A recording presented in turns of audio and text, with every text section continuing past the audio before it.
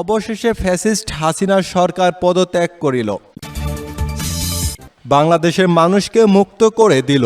পদত্যাগ করে দেশ ছেড়েছেন শেখ হাসিনা।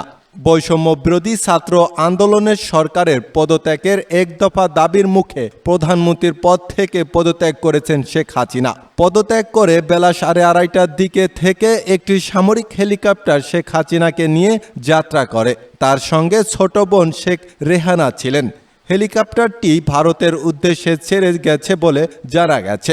আওয়ামী লীগ সভাপতি শেখ হাসিনা টানা চতুর্থবারের মতো প্রধানমন্ত্রী হিসেবে শপথ নেন এবছরের 11 জানুয়ারি। এর আগে 1996 সালে সপ্তম জাতীয় সংসদের নির্বাচনের মাধ্যমে তিনি প্রধানমন্ত্রী হিসেবে দায়িত্ব পালন করেন। সেনা সমর্থিত তত্ত্বাবধায়ক সরকারের অধীনে 2008 সালে নবম জাতীয় সংসদ নির্বাচনের মাধ্যমে জয়ী হয়ে প্রধানমন্ত্রী হন শেখ হাসিনা। এরপরে 2014 সালে দশম সংসদ নির্বাচন হয় একতরফা, যেখানে বিরোধী দলগুলো অংশ নেয়নি। 2018 সালে একাদশ জাতীয় সংসদ নির্বাচন নিয়েও বিতর্কিত রয়েছে। এই নির্বাচন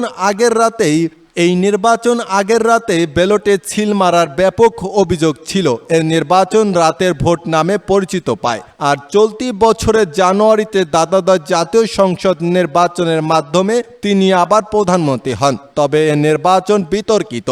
এতেও প্রধান বিরোধী দলগুলো অংশ নেয়নি। নির্দলীয় নেতাদের স্বতন্ত্র প্রার্থী করে ডামি প্রতিদ্বন্দ্বিতার আয়োজন করা হয়। এই নির্বাচনটিকে বিরোধীরা ডামি নির্বাচন বলে আখ্যা দেন। 6 মাসের মাথায় ব্যাপক ছাত্র গণবিক্ষোভের মুখে তিনি আজ পদত্যাগ করে হেলিকপ্টার যোগে দেশ ছেড়েছেন।